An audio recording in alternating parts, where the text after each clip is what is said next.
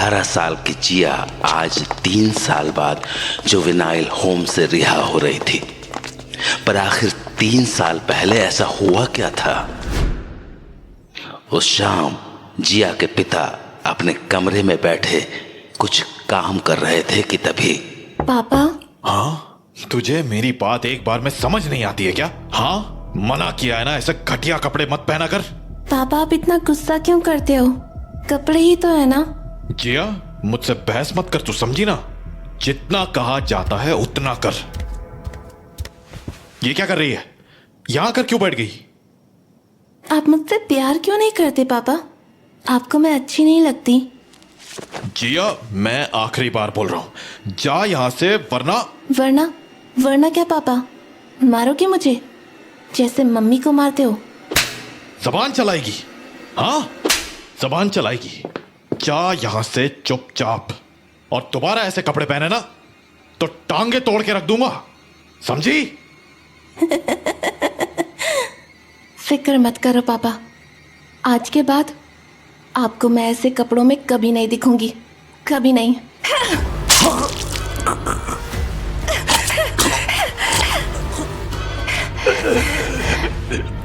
Bye bye पापा।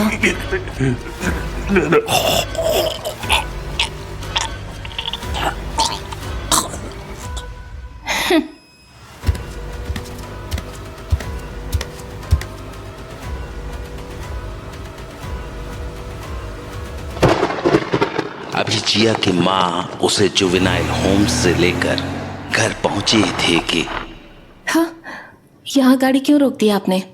हमारा नया घर। नया घर? क्यों? ओफो, तू अंदर चल तो सही, सारी बातें बाहर ही करेगी क्या? तो उसके बाद दोनों घर के अंदर चले गए। अब बता, घर अच्छा लगा? हाँ, घर तो ठीक है, पर पुराने वाले घर का क्या हुआ? बेच दिया? नहीं नहीं, वो भी है। तो फिर नया घर क्यों लिया? ऐसे ही मैंने सोचा तेरे लिए फ्रेश स्टार्ट हो जाएगा। Fresh start? वो तो उस घर से भी हो जाता। अरे बेटा, मैं नहीं चाहती थी कि तुझे वापस से उस घर में जाना पड़े, बस। क्या? पर क्यों? अरे क्यों जाना है वहां? तेरे लिए वहां बुरी यादों के अलावा कुछ भी नहीं है। और फिर एक मिनट, बुरी यादें मतलब? क्या बोल रही हो आप? कौन सी बुरी यादें? कुछ नहीं। अरे क्या कुछ नहीं, बताओ तो सही। छोड़ ना जिया, क्यों बात करनी है उस बारे में? 3 साल बीत चुके हैं उस हादसे को। अब आगे बढ़ते हैं, फ्रेश स्टार्ट करते हैं। मैं नहीं चाहती कि तू वो सब याद करके अपना मन खराब करे। बचपन की गलती बचपन तक ही रहे तो अच्छा है। बचपन की गलती? क्या मतलब बचपन की गलती? एक मिनट, आपको भी यही लगता है कि मैंने ही पापा को मारा था?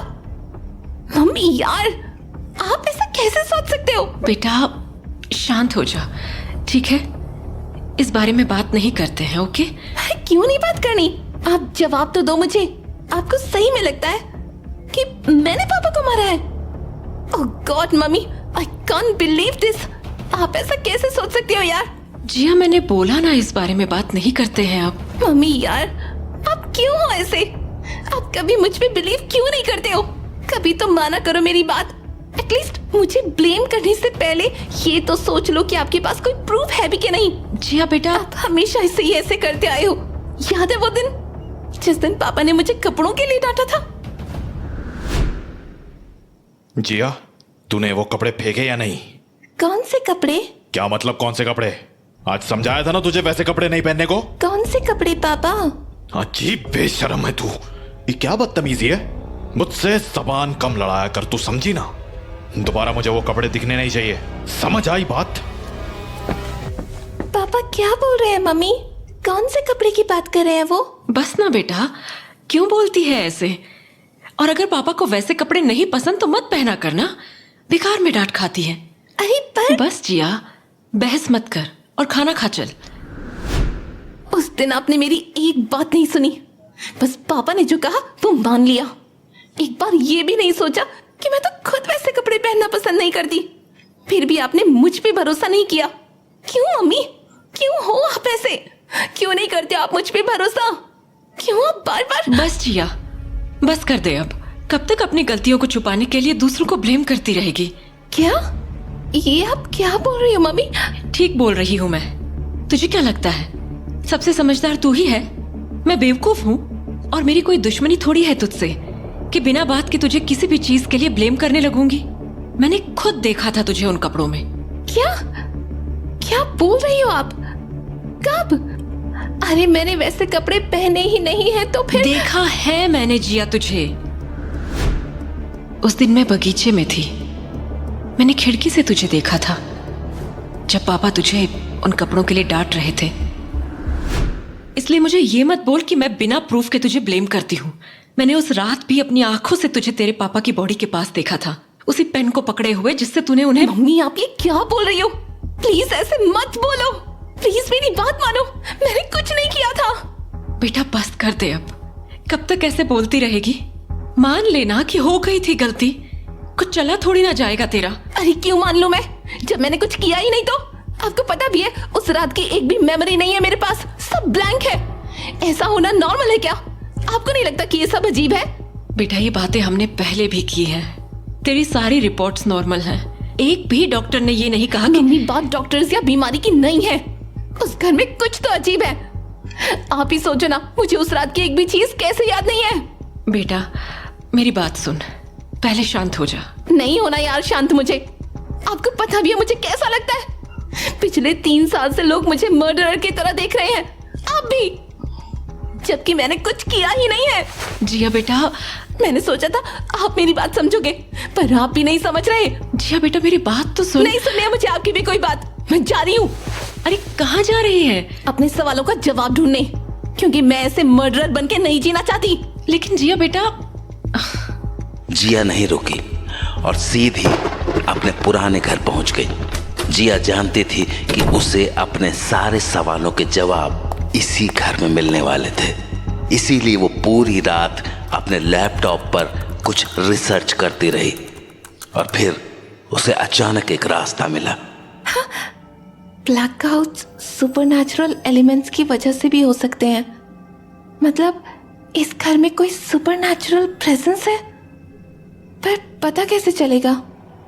चेक करती हूँ, क्या पता कोई सिंपल वे हो पता करने का। हाँ, जिन पौधों का आध्यात्मिक महत्व होता है वे आसपास की नकारात्मक शक्तियों के प्रभाव में तुरंत मुरझाने लगते हैं, जैसे कि तुलसी, पीपल और बैम्बू। तो उसके बाद जिया पास की नर्सरी से वो सारे प्लांट्स लेके घर चली आई और उन्हें एक एक करके घर के सभी कमरों में रख दिए। ये काम तो हो गया, अब सुबह देखती हूँ कुछ चेंज आता है या नहीं। उसके बाद जिया को उस वक्त तो नींद आ गई, पर कुछ ही घंटों बाद उसकी नींद अचानक खुल गई और वो तुरंत ही सभी कमरों में रखे पौधों को चेक करने लगी। लगभग सभी पौधे वैसे के वैसे ही थे, सिवाय एक के। जिया के पुराने कमरे वाला पौधा पूरी तरह मुरझा चुका था। हाँ? ये तो पूरी तरह मुरझा गया। मतलब यहाँ कुछ है? पर क्या? मैंने तो अपना पूरा बचपन इस कमरे में बिताया है। फिर अरे ये आईना इतना साफ कैसे है? घर की सभी चीजों में तो धूल जमी हुई है। फिर यहाँ तो ठंड सी भी लग रही है। पहले इसे रख के आती हूँ।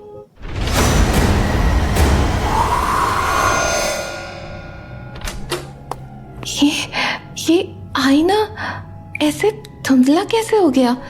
और ये हाथ का निशान कैसा है? ये तो वैसा ही निशान है जो मैंने उस रात देखा था। हाँ, मैंने इस निशान को छुआ था और उसके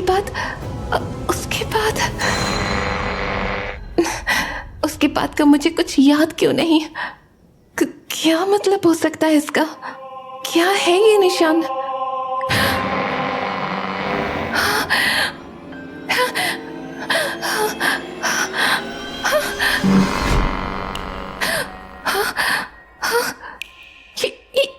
ये क्या है? ये कहाँ आ गई मैं?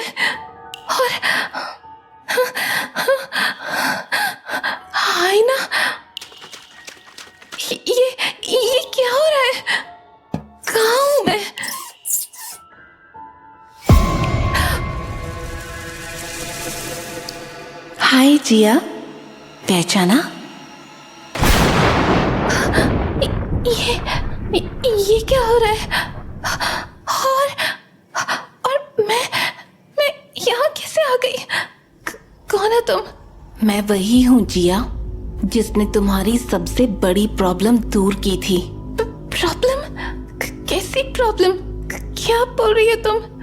अरे इतनी जल्दी भूल गई उन्हें? अभी 3 साल पहले ही तो मरे हैं वो। पापा? हाँ, याद नहीं? तुम्हें उनके कारण कितना कुछ झेलना पड़ा। अरे तो उसका इस सब से क्या लेना देना है?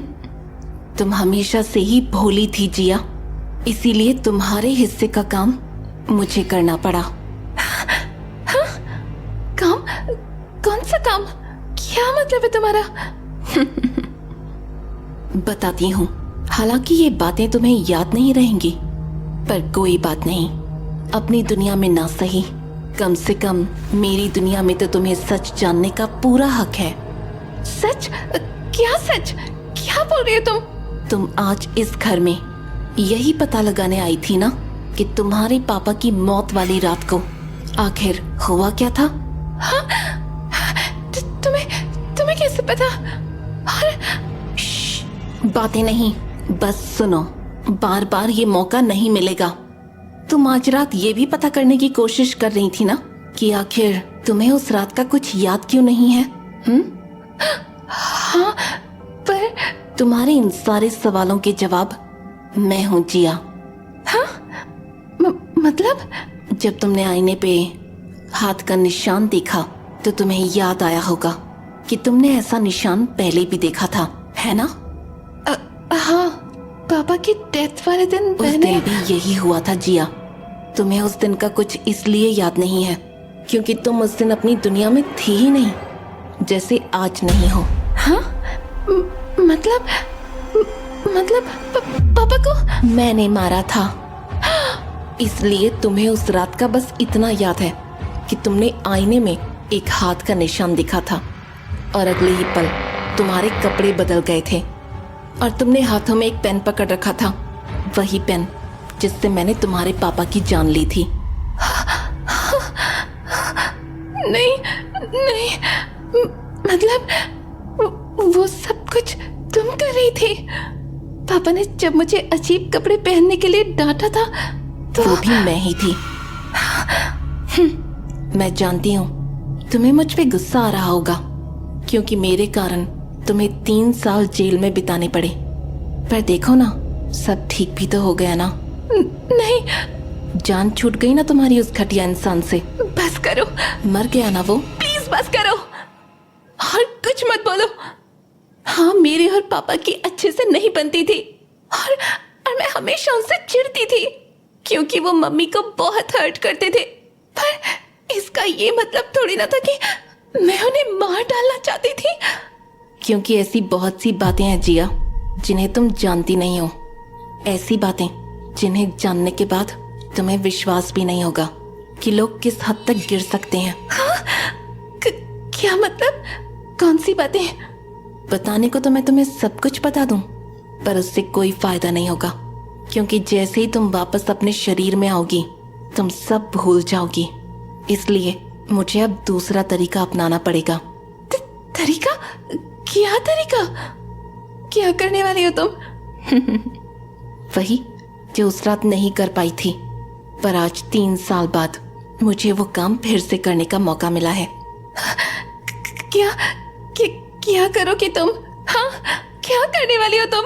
उसके लिए मुझे तुम्हारी माँ के पास जाना पड़ेगा जिया। हाँ? मम्मी के पास? देखो प्लीज, मम्मी को कुछ मत करना, प्लीज प्लीज, उनका कुछ मत करना। कुछ देर में मिलती हूँ तुमसे, और हाँ, घबराना मत। पिछली बार की तरह इस बार भी काम खत्म होते ही तुम्हें आईने से बाहर ले आऊंगी मैं। बाय। नहीं, प्लीज रुको, प्लीज प्लीज, मम्मी को कुछ मत करना, प्लीज प्लीज। जिया चीखती रही पर वो नहीं रुकी और कुछ ही देर बाद वो जिया के नए घर में पहुंच गई। जिया बेटा, कहाँ थी तू? मैं तब से फोन मिला रही हूँ। और ये ऐसे कपड़े फिर से क्यों पहन लिए तूने? क्यों, अभी भी पापा का डर है क्या आपको?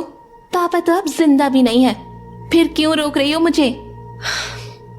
देख, मैं तुझसे फिर से बहस नहीं करना चाहती। वैसे भी बहुत थक गई हूं मैं। जाकर सो जा, कल बात करेंगे। कल क्यों? मुझे अभी बात करनी है। जिया बेटा, प्लीज बात मान जा। इतनी रात हो गई है, सो जाना। और वैसे भी इन बातों पे बहस करके कोई फायदा नहीं होगा। होगा फायदा, बहुत फायदा होगा मुझे, इसलिए बातें तो अभी ही होंगी। जिया, तू एक बार में समझती क्यों नहीं है कि पुराना घर क्यों छोड़ा? हाँ? क्या? पुराना घर क्यों छोड़ा? फिर से वही बात। मैंने बताया ना, बुरी यादों के कारण छोड़ दिया वो घर। बार बार एक ही बात क्यों पूछ रही है? कौन सी बुरी यादें? जिया, तू खेल कर रही है मेरे साथ? नहीं तो, एक सिंपल सा सवाल पूछ रही हूँ, बताओ ना, कौन सी बुरी यादें? देख बेटा, मैं जानती हूँ तुझे तेरे पापा की कुछ आदतें पसंद नहीं थी। हो सकता है उनका नेचर भी पसंद ना हो, पर किसी के मरने के बाद उनका मजाक नहीं बनाते हैं। उस घर में उनकी मौत हुई थी, और तू माने या ना माने, वो हमारे परिवार के लिए एक बुरी याद ही मानी जाएगी। समझ आई बात तुझे? उस घर की वही एक बुरी याद है आपके लिए? हाँ, मतलब? याद करो, मिस्टर अनिकेत शर्मा की मौत के पहले और कुछ भी नहीं हुआ था उस घर में जिसे आप एक बुरी याद कह सको। जिया, क्या बोल रही है ये? पागल हो गई है क्या? एक तो वैसे ही शाम से फालतू की बातें लगा के रखी है, ऊपर से अब ये। अरे गुस्सा क्यों हो रही हो आप? एक सवाल ही तो पूछा है, बताओ ना। और किसी को नहीं खोया था आपने उस घर में? अरे ये क्या घटिया सवाल है? पता है, मैंने सोचा था कि इतना पूछने के बाद आप खुद बता दोगी, पर लगता है आप उस बात को याद ही नहीं करना चाहती हैं। जिया, ये मेरी एक बहन थी ना, जुड़वा बहन, अब कहाँ है वो? क्या किया आपने उसके साथ? बताओ ना, कहाँ है मेरी बहन? कहाँ भेज दिया उसे? कहीं भेज दिया या फिर जान से मार दिया? नहीं नहीं नहीं नहीं। क्या हुआ, याद आ गया? बेटा, मैं तुझे कैसे बताऊं? मैंने बहुत कोशिश की उसे बचाने की, पर क्या? पूरी बात बताओ। बेटा, मुझे नहीं पता कि तुझे इस बारे में कैसे पता चला, पर यह बात सच है कि तेरी एक जुड़वा बहन थी। तो अब कहाँ है वो? बताओ, कहाँ है वो? पता नहीं। पता नहीं? आपको अपनी खुद की बेटी के बारे में नहीं पता है? बेटा, बात इतनी सिंपल नहीं है जितना तू समझ रही है। हाँ तो समझाओ ना। जिस इंसान के डर से आज तक चुप रही हो आप, वो मर चुका है, इसलिए आराम से पूरी बात बताओ। बेटा, ये बात मैंने आज तक किसी को नहीं बताई। इस सब की शुरुआत हमारी शादी से हुई थी। तेरे पापा को बेटा चाहिए था, पर जब बहुत ट्राई करने के बाद भी मैं प्रेग्नेंट नहीं हुई तो हमने डॉक्टर को दिखाया। डॉक्टर ने कहा कि क्लिनिकल प्रोसीजर के थ्रू लोगों को बच्चे हो सकते हैं, बस उसमें पैसे बहुत लगते हैं। तेरे पापा को हर हाल में एक बेटा चाहिए था, इसलिए उन्होंने वो प्रोसीजर करवाया और मैं प्रेग्नेंट भी हो गई। मुझे ट्विंस होने वाले थे। वो बहुत खुश थे, पर जब ट्विंस लड़कियां निकली तो उनका दिमाग खराब हो गया। उन्होंने मुझे बहुत बुरा भला सुनाया। वो तुम दोनों से बिल्कुल भी खुश नहीं थे। हमेशा कहते थे कि दोनों की शादी में बेफालतू का बहुत खर्चा करना पड़ेगा। पहले तो मुझे लगा वो धीरे धीरे तुम दोनों को एक्सेप्ट कर लेंगे, पर एक दिन अचानक उन्होंने कहा कि दिया, मैंने डिसाइड कर लिया है। हाँ? क्या डिसाइड कर लिया है? मैं दो लड़कियां नहीं पाल सकता। हाँ, इसका क्या मतलब है? क्या बोल रहे हो आप? मैं कल एक को अनाथ आश्रम छोड़ के आ जाऊंगा। उसका वहां के लोग ख्याल रख लेंगे। अनिकेत, ये आप क्या बोल रहे हो? मेरे बच्चे कहीं और दे आओगे? आप होश में तो हो? ये डिसीजन मैंने होश में ही लिया है दिया। मैं दो लड़कियों की जिम्मेदारी नहीं ले सकता, इसीलिए तुम्हें जो भी ठीक लगे रख लो। दूसरी मैं कल ले जाऊंगा। अनिकेत, ये आप क्या बोल रहे हो? मैं अपने बच्चे को कहीं नहीं जाने दूंगी, किसी को भी नहीं। अनिकेत, मैंने उन्हें बहुत समझाने की कोशिश की, पर वो नहीं माने। और उस रात जब मैं सो रही थी तो वो तेरी बहन को लेकर चले गए। उनके लौटने पर जब मैंने शोर मचाया तो उन्होंने कहा, अगर तुमने अपनी ये राम कहानी बंद नहीं की ना, तो तुम्हारी दूसरी बेटी को भी वहीं छोड़ाऊंगा जहां पहली छोड़ी है, समझी ना? अब दोबारा इस बारे में कुछ नहीं सुनना मुझे, वरना तुम दोनों को ही घर से बाहर कर दूंगा। उसके बाद मैं उनसे कुछ नहीं बोल पाई, क्योंकि डर था कि कहीं उन्होंने तुझे भी मुझसे दूर कर दिया तो क्या करूंगी मैं। इसलिए मैं चुप हो गई और भूल गई अपनी उस बेटी को, है ना? तो बता मैं क्या करती? क्या रास्ता था मेरे पास? आप पुलिस के पास भी तो जा सकती थी ना, कंप्लेन भी तो कर सकती थी ना, क्यों नहीं किया? क्योंकि मैं तुझे खतरे में नहीं डालना चाहती थी। कमाल है, अभी थोड़ी देर पहले आपको याद तक नहीं था ये सब, और अब देखो। जिया बेटा, इतनी बड़ी बात क्यों छिपाई आपने? क्या आपकी बेटी को इतना भी जानने का हक नहीं था कि उसकी एक बहन भी थी जिसे बचपन में ही उससे अलग कर दिया गया, और ये काम किसी और ने नहीं बल्कि उसके घटिया बाप ने किया था। जिया बेटा, ये कैसे गंदे तरह से बोल रही है पापा के बारे में? अरे कौन से पापा? कहाँ के पापा? जो बाप अपनी बेटी को कचरे के डब्बे में फेंक के आ जाए, वो किस काम का बाप है? जिया, ये क्या बोल रही है तू? ओह, आपको तो पता भी नहीं होगा। क्या पता नहीं होगा? यही कि उस जानवर ने आपकी बेटी को आश्रम में नहीं, एक कचरे के डब्बे में मरने के लिए छोड़ दिया था। तड़प तड़प कर मरी है आपकी बेटी। बस कर जिया। नहीं हूं मैं, सिया नाम है मेरा। हाँ, ये नाम तुझे कहाँ से पता चला? किसने बताया तुझे? बोल जिया। बोला ना, जिया नहीं हूं मैं आपकी वही बेटी हूँ जिसे आप भूल चुकी हो। मैं आपकी वही बेटी हूँ जिसके छिन जाने के बाद भी आप उस घर में अपने पति के साथ रहती रही, पर जैसे ही वो मरा, वो घर आपके लिए बुरी याद बन गया, और फिर आपने वो घर ही छोड़ दिया। क्यों? क्या आपका पति मुझसे ज्यादा जरूरी था? हाँ? जिया, ये तो क्या बोल रही है? नहीं हूँ मैं जिया यहाँ नहीं है। वो वहीं कैद है जहाँ इतने सालों से मैं कैद थी, हमारे पुराने घर में, जिसे आप छोड़कर यहाँ आ गईं।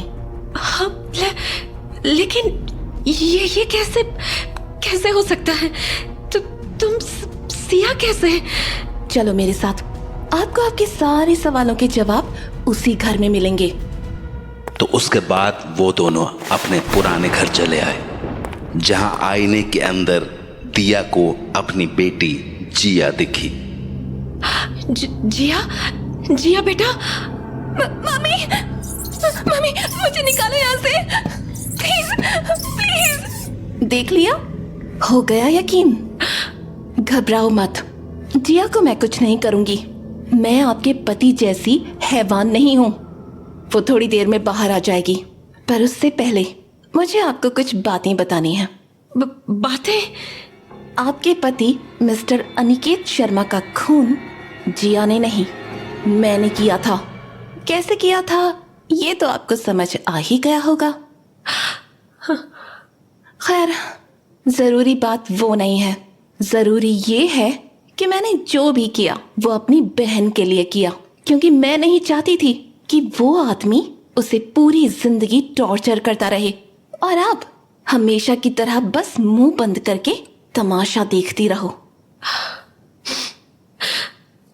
सच कहूं तो मुझे आपसे भी कोई खास लगाव नहीं है, इसलिए मुझे कोई फर्क नहीं पड़ता कि आप इस घर से कहाँ जाते हो, पर जिया को मुझसे अलग करने की कोशिश मत करो।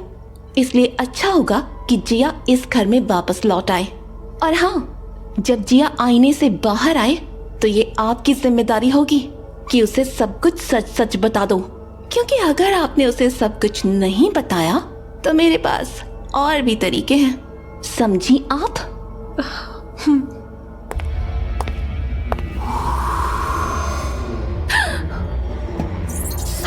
हाथ का निशान फिर से।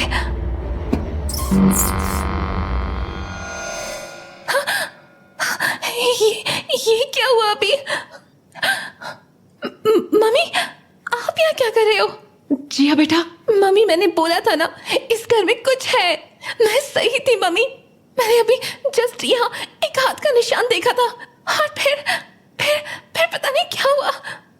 मुझे कुछ याद नहीं। ये मेरे कपड़े कैसे बदल गए? ये कब पहना मैंने? मम्मी ये क्या हो रहा है? जिया बेटा, मेरे साथ आ, मैं तुझे सब बताती हूँ। जब मैं प्रेग्नेंट थी तो हमेशा उस आईने को देखा करती थी, चाहे वो प्रेगनेंसी का पहला दिन हो या फिर आखिरी। और तो और तुम दोनों के होने के बाद भी मैं उस आईने को देखती रहती थी। एक मिनट, तुम दोनों? क्या मतलब तुम दोनों? तेरी बहन बेटा, तेरी एक जुड़वा बहन भी थी, सिया नाम था उसका। हाँ,